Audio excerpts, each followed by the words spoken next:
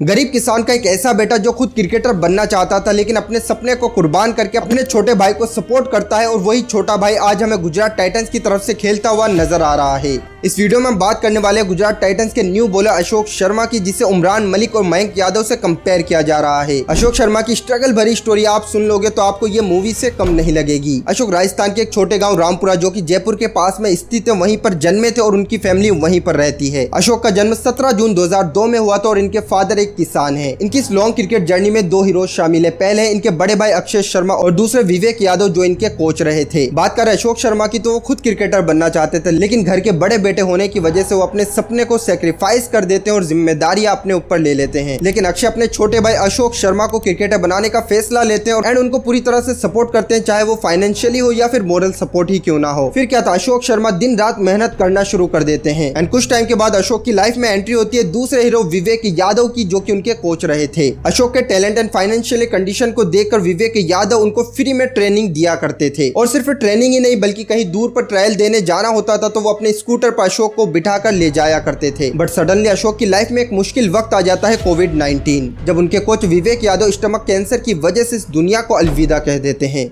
इस tough time के बाद अशोक अब अपनी मेहनत को दुगना कर चुके थे क्योंकि अब उन्हें अपने दो हीरोज का सपना जो पूरा करना था। एंड इसी दौरान साल 2021 में उनका नसीब चमक जाता है जब राजस्थान रॉयल्स मैनेजमेंट की नजर उन पर पड़ती है। आरआर मैनेजमेंट ने उनके टैलेंट को देखकर उनको अपने नेट बॉलर के रूप में अपॉइंट कर लिया था। नेट बॉलिंग में उन्होंने सभी को इंप्रेस कर दिया और इसी के चलते केकेआर ने आईपीएल 2022 ऑक्शन में उन्हें पहली बार 55 लाख रुपीज में खरीद लिया। अब सबको लग रहा था कि सबकी मेहनत रंग लाई और Ashok Sharma will be next star of Indian cricket. लेकिन कहानी में ट्विस्ट तो तब आता है जब केकेआर उन्हें खरीद तो लेती है लेकिन पूरे सीजन वाटर बॉय बनाकर रख देती है। इवन एक मैच में भी उन्हें मौका नहीं मिलता है।